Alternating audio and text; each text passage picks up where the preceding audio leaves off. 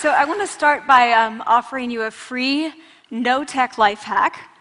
And all it requires of you is this, that you change your posture for 2 minutes. But before I give it away, I want to ask you to right now do a little audit of your body and what you're doing with your body. So how many of you are sort of making yourselves smaller? Maybe you're hunching, crossing your legs, maybe wrapping your ankles. Sometimes we hold on to our arms like this. Sometimes we spread out. I see you. So I want you to pay attention to what you're doing right now. We're going to come back to that in a few minutes, and I'm hoping that if you sort of learn to tweak this a little bit, it could significantly change the way your life unfolds. So we're really fascinated with body language, and we're particularly interested in other people's body language. You know, we're interested in, like, you know, an awkward interaction, or a smile, or a contemptuous glance, or maybe a very awkward wink, or maybe even something like a handshake. Here they are arriving at number 10, and look at this lucky policeman gets to shake hands with the President of the United States. Oh, and here comes the Prime Minister of the... No.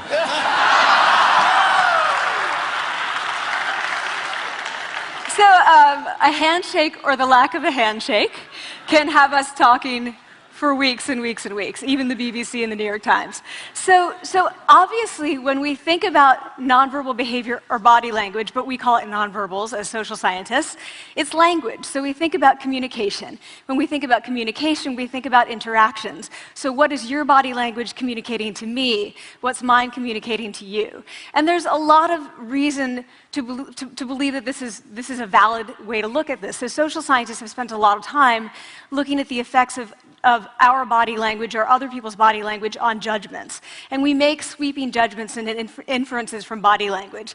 And those judgments can predict really meaningful life outcomes, like who we hire or promote, who we ask out on a date.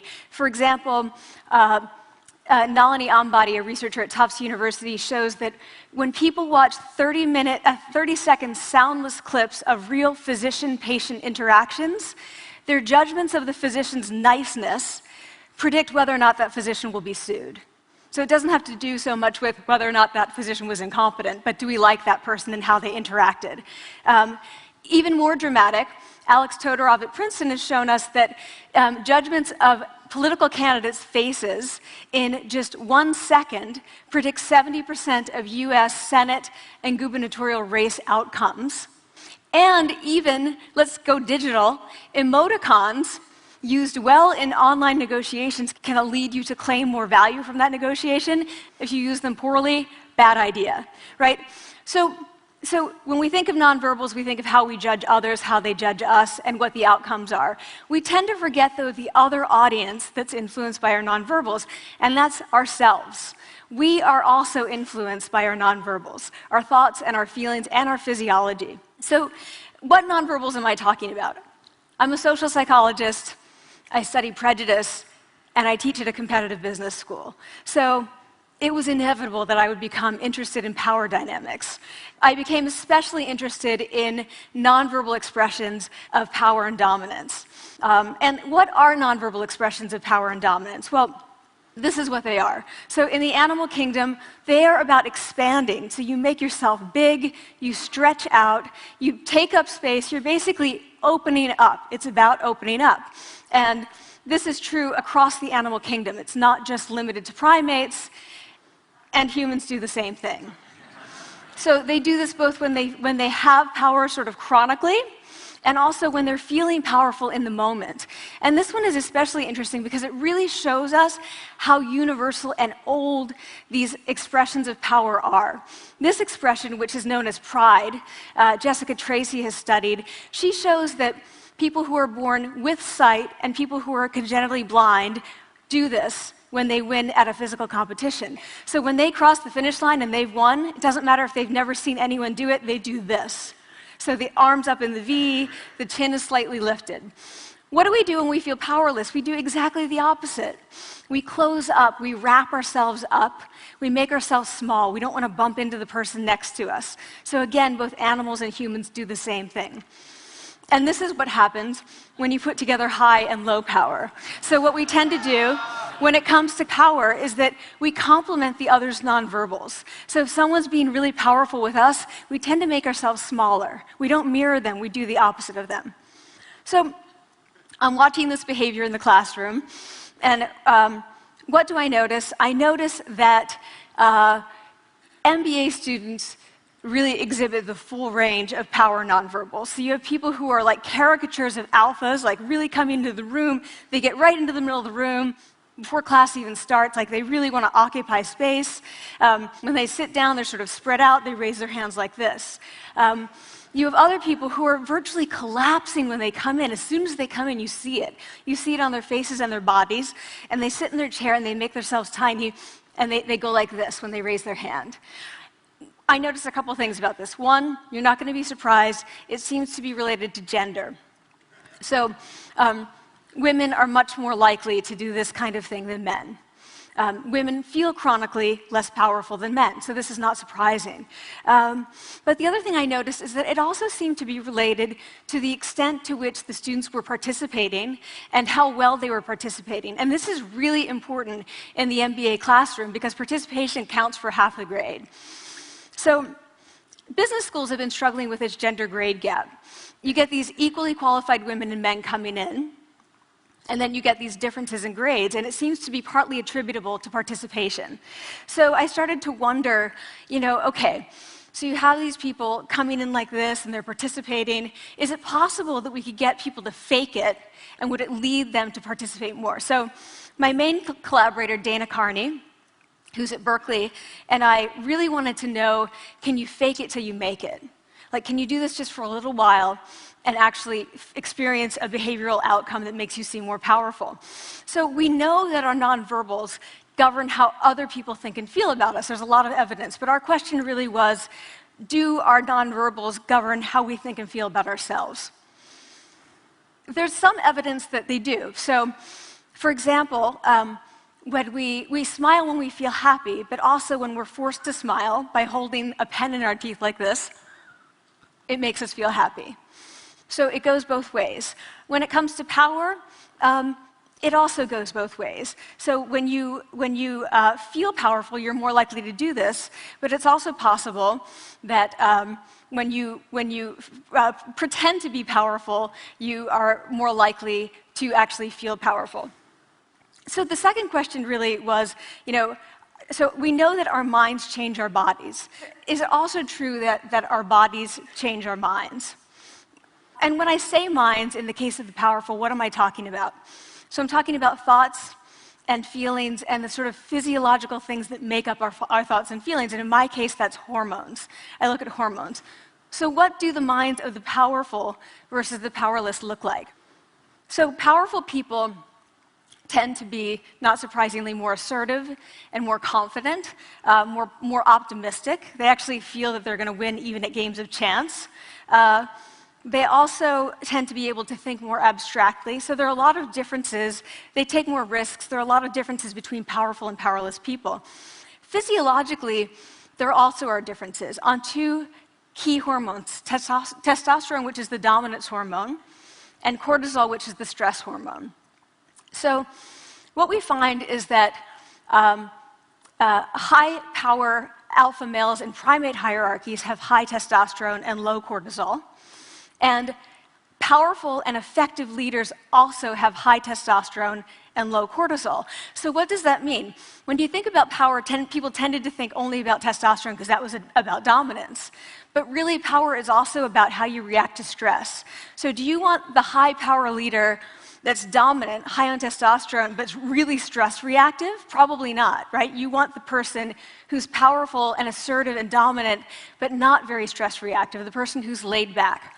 So we know that in primate hierarchies, if an alpha needs to take over, if an individual needs to take over an alpha role sort of suddenly, within a few days, that individual's testosterone has gone up significantly and his cortisol has dropped significantly. So we have this evidence, both that the body can shape the mind, at least at the facial level, and also that role changes can shape the mind. So what happens, okay, you take a role change, what happens if you do that at a really minimal level, like this tiny manipulation, this tiny intervention? For 2 minutes you say, I want you to stand like this, and it's going to make you feel more powerful. So this is what we did. We decided to bring people into the lab and run a little experiment. And these people adopted for 2 minutes either high power poses or low power poses. And I'm just going to show you 5 of the poses, although they took on only 2. So here's one, a couple more. This one has been dubbed the Wonder Woman by the media. Here are a couple more. So you can be standing or you can be sitting. And here are the low power poses. So you're folding up, you're making yourself small. This one is very low power. When you're touching your neck, you're really kind of protecting yourself. So this is what happens. They come in, they spit into a vial. We, for 2 minutes, say, you need to do this or this. They don't look at pictures of the poses. We don't want to prime them with the concept of power. We want them to be feeling power, right? So 2 minutes they do this. We then ask them, how powerful do you feel on a series of items? And then we give them an opportunity to gamble. And then we take another saliva sample. That's it. That's the whole experiment. So this is what we find. Risk tolerance, which is the gambling. What we find is that when you're in the high power pose condition, 86% of you will gamble. When you're in the low power pose condition, only 60%. And that's a pretty whopping significant difference. Here's what we find on testosterone. From their baseline when they come in, high-power people experience about a 20% increase, and low-power people experience about a 10% decrease. So again, 2 minutes and you get these changes. Here's what you get on cortisol. High-power people experience about a 25% decrease, and the low-power people experience about a 15% increase. So 2 minutes lead to these hormonal changes that configure your brain to basically be either assertive, confident, and comfortable, or really stress-reactive, and feeling sort of shut down. And we've all had that feeling, right? So it seems that our nonverbals do govern how we think and feel about ourselves. So it's not just others, but it's also ourselves. Also, our bodies change our minds. But the next question, of course, is, can power posing for a few minutes really change your life in meaningful ways? So this is in the lab, it's this little task, it's just a couple of minutes. Where can you actually apply this, which we cared about, of course. And so we think it's really what matters, where you want to use this is evaluative situations, like social threat situations. Where are you being evaluated? Either by your friends, like for teenagers, it's at the lunchroom table. It could be, for some people, it's speaking at a school board meeting. It might be giving a pitch, or giving a talk like this, or doing a job interview. We decided that the one that most people could relate to, because most people had been through, was the job interview. So we published these findings, and the media are all over it, and they say, okay, so this is what you do when you go in for the job interview, right? So we were, of course, horrified, and said, oh my God, no, that's not what we meant at all, for numerous reasons. No, don't do that. Again, this is not about you talking to other people, it's you talking to yourself. What do you do before you go into a job interview? You do this. Right? You're sitting down, you're looking at your iPhone or your Android, not trying to leave anyone out. You're looking at your notes, you're hunching up, making yourself small, when really what you should be doing maybe is this, like in the bathroom, right? Do that, find 2 minutes. So that's what we want to test, okay? So we bring people into a lab, and they do either high or low power poses again. They go through a very stressful job interview. It's 5 minutes long. They are being recorded, they're being judged also, and the judges are trained to give no nonverbal feedback. So they look like this. Like, imagine this is the person interviewing you. So for 5 minutes, nothing. And this is worse than being heckled. People hate this. It's what Marianne LaFrance calls standing in social quicksand. So this really spikes your cortisol. So this is the job interview we put them through, because we really wanted to see what happened. We then have these coders look at these tapes, 4 of them. They're blind to the hypothesis, they're blind to the conditions. They have no idea who's been posing in what pose. And they end up looking at these sets of tapes, and they say, oh, we want to hire these people, all the high-power posers. We don't want to hire these people. We also evaluate these people much more positively overall. But what's driving it? It's not about the content of the speech. It's about the presence that they're bringing to the speech. We also, because we rate them on all these variables related to sort of competence, like how well structured is the speech? How good is it? What are their qualifications? No effect on those things. This is what's affected, these kinds of things. People are bringing their true selves, basically. They're bringing themselves. They bring their ideas, but as themselves, with no residue over them. So this is what's driving the effect, or mediating the effect. So when I tell people about this, that our bodies change our minds, and our minds can change our behavior, and our behavior can change our outcomes, they say to me, it feels fake, right? So I said fake it till you make it. Like, it's not me. Like, I don't want to get there and then still feel like a fraud. I don't want to feel like an imposter. I don't want to get there only to feel like I'm not supposed to be here. And that really resonated with me, because I want to tell you a little story about being an imposter and feeling like I'm not supposed to be here. When I was 19, I was in a really bad car accident. I was thrown out of a car, rolled several times. I was thrown from the car, and I woke up in a head injury rehab ward. And I had been withdrawn from college, and I learned that my IQ had dropped by 2 standard deviations, which was very traumatic. I knew my IQ because I had identified with being smart, and I had been called gifted as a child. So I'm taken out of college. I keep trying to go back. They say, you're not going to finish college. Like, just, there are other things for you to do, but that's not going to work out for you. So I really struggled with this. And I have to say, having your identity taken from you, your core identity, and for me it was being smart, having that taken from you, there's nothing that leaves you feeling more powerless than that. So I felt entirely powerless. I worked and worked and worked, and I got lucky and worked and got lucky and worked. Eventually, I graduated from college. It took me 4 years longer than my peers. And I convinced someone, my angel advisor, Susan Fisk, to take me on. And so I ended up at Princeton, and I was like, I am not supposed to be here. I am an imposter. And the night before my first year talk, and the first year talk at Princeton is a 20-minute talk to 20 people. That's it. I was so afraid of being found out the next day that I called her and said, I'm quitting. She was like, you are not quitting, because I took a gamble on you and you're staying. You're going to stay, and this is what you're going to do. You're going to fake it. You're going to do every talk that you ever get asked to do. You're just going to do it and do it and do it, even if you're terrified and just paralyzed and having an out-of-body experience, until you have this moment where you say, oh my gosh, I'm doing it. Like, I have become this. I am actually doing this. So that's what I did. 5 years in grad school. A few years, I'm at Northwestern. I moved to Harvard. I'm at Harvard. I'm not really thinking about it anymore, but for a long time I had been thinking, not supposed to be here, not supposed to be here. So at the end of my first year at Harvard, a student who had not talked in class the entire semester, who I had said, look, you got to participate or else you're going to fail, came into my office. I really didn't know her at all.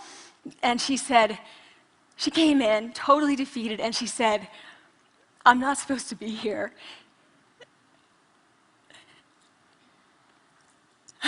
And that was the moment for me, because 2 things happened. One was that I realized, oh my gosh, I don't feel like that anymore.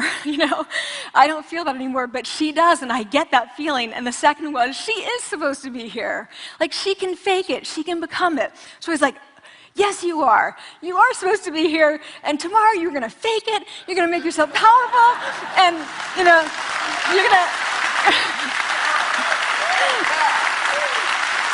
and you're going to go into the classroom, and you are going to give the best comment ever, And she gave the best comment ever, and people turned around, and they were like, oh my God, I didn't even notice her sitting there, She comes back to me months later, and I realized that she had not just faked it till she made it, she had actually faked it till she became it.